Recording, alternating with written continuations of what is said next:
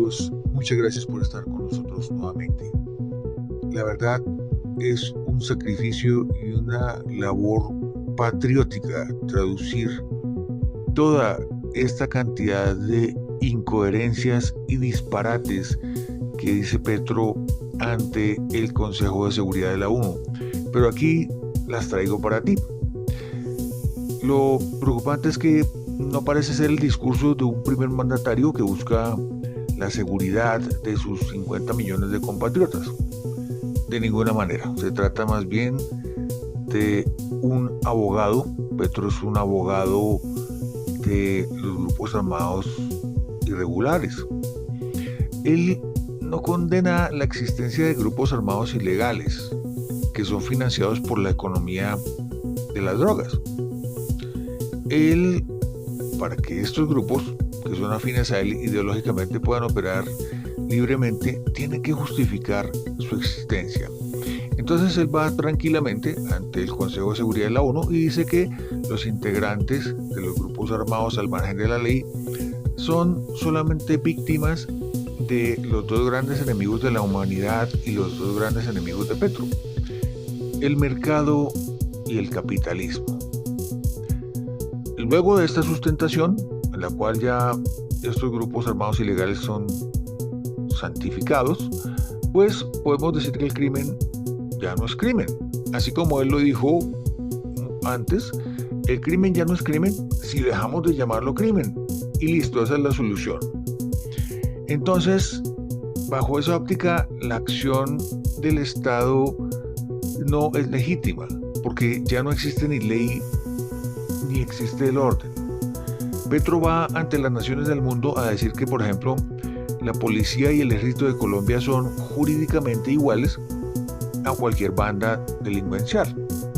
Él los equipara y dicen que ambos están en un conflicto. Y por eso este mundo de Petro no tiene ni pies ni cabeza. Y su paz total es sencillamente vaciar las cárceles, legalizar las fortunas obtenidas de forma ilícita, ya sea de quienes hayan defraudado al Estado o quienes hayan negociado con el polvillo blanco o hayan cometido cualquier delito, y dar un perdón total. Esa es la llamada paz total. Bueno, bastaba ver a los asistentes a esta reunión y ver sus caras de asombro y de aburrimiento tratando de integrar en algo coherente tanta cantidad de incoherencias, tanta cantidad de tonterías sin sentido, en la que a través de esta tal paz total de Petro, él también busca una paz climática y una acción climática. Por eso busca también permanentes fondos de las Naciones Unidas y de otros países para que se la financien. Y mis amigos, aquí sabemos que la paz total no es sino la continuación del Acuerdo de Paz de Santos, es decir, ampliar la impunidad a todo tipo de delincuencia organizada existente. Pero como el país no tiene dinero, dada la mala gestión de Petro, por ello él busca más dinero, busca dinero de la ONU para crear otra JEP, para, en sus palabras, fortalecer la fiscalía y crear también una misión internacional que sea un cuerpo de investigación paralelo que permita luchar contra lo que él considera el problema de seguridad más importante del país. Porque según Petro, sin aportar ninguna cifra, los llamados firmantes del Acuerdo de Paz de Santos son ahora perseguidos por lo que él llama el nuevo paramilitarismo. ¿Y quiénes componen estos grupos? Pues los enemigos de siempre, políticos y empresarios.